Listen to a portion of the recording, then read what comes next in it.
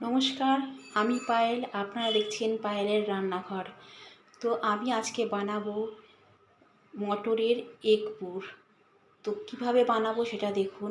প্রথমে আমি মটরশুঁটিগুলোকে ধুয়ে একটা কাঁচা লঙ্কা দিয়ে সিদ্ধ করে রেখে ওটাকে একটু ফ্রাই করে পেস্ট করে নিয়েছি।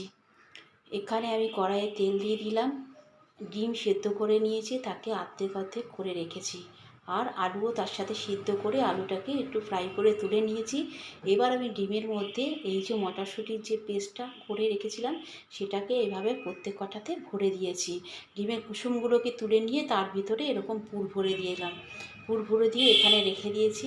আর একটা ব্যাটার তৈরি করেছি। সেই ব্যাটারটা করেছি হচ্ছে মসুর ডালের গুঁড়ো দিয়ে,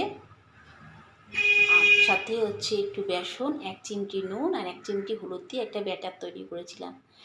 এবার এই যে ব্যাটারটা তৈরি করেছি এভাবে, এবার এই ব্যাটারের মধ্যে আমি দিয়ে দেবো যে আমি ডিমগুলোর মধ্যে পুর ভরেছি, পুর ভরা যে মটরশুঁটির পুর ভরা সেই ডিমগুলো দিয়ে ব্যাটারের মধ্যে চুবিয়ে চুবিয়ে এরকম দু পিঠ মাখিয়ে ডিপ ফ্রাই করে এগুলোকে তুলে নেব।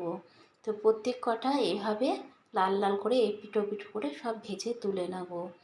তো দেখতেই পাচ্ছেন আপনারা যে এরকম করে লাল লাল করে দুপাশটাকে ভালো করে মাখিয়ে নিয়ে আমি কড়াইয়ে ছেড়ে দিয়েছি। এইগুলোকে এবার দুপিঠ এপিট ওপিট করে লাল লাল করে আমি ভেজে প্রত্যেক কটা তুলে নেব।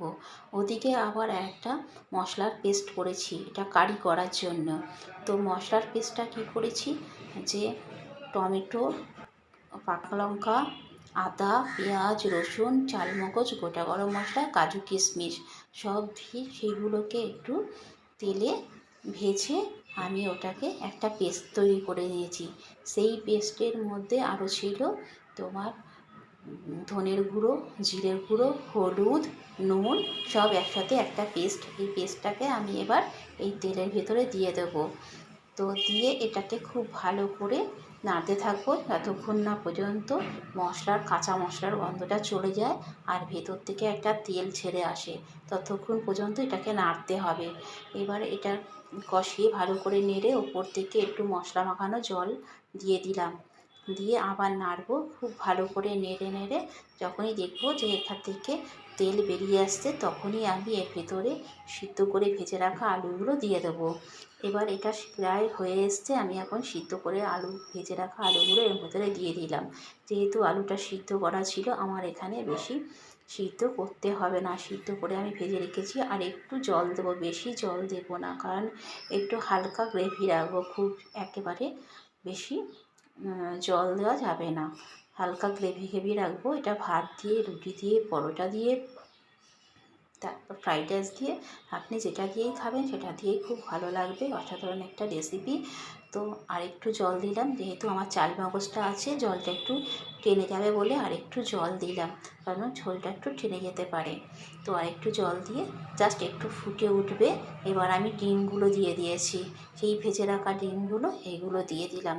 এইগুলো দিয়ে এবার একটু ফুটে উঠলে পরে আমার ডিমটা একটু নেড়ে উঠলে ওপর থেকে আবারও একটু গরম মশলার হালকা গুঁড়ো ছড়িয়ে দেবো। তাহলে আপনারা ঘি দিতে পারেন, কিন্তু আমি ঘিটাকে অ্যাভয়েড করলাম। অবশ্য যেভাবে আমি এই ডিমগুলো ভেজেছিলাম, ওই ডিমগুলো আপনারা এমনি ভাতের সাথে ডালের দিয়ে খেতে পারেন আলাদা করে। ওটা কোনো যদি আপনারা গ্রেভি না করেনও ডালের সাথে আলাদা করে ওই ডিমগুলো খেতে পারবেন, অসাধারণ লাগে।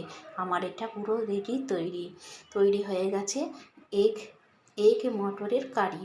তো কেমন লাগলো রেসিপিটা আপনারা জানাবেন। ভালো লাগলে আপনারা বাড়িতে এভাবে বানিয়ে খাবেন। আর আমাকে একটা লাইক, কমেন্ট, শেয়ার করবেন। আমার ইউটিউব চ্যানেলে দেখার জন্য আপনাদের অনুরোধ রইল। সমস্ত রান্নার ভিডিও আপনারা ইউটিউব চ্যানেলে দেখতে পাবেন। দেখেছেন পুরোপুরি আমার এটা রেডি হয়ে গেছে। এবার আপনারা ভাতের সাথে, জাজ ফুডের সাথে খেতে পারবেন। টাটা।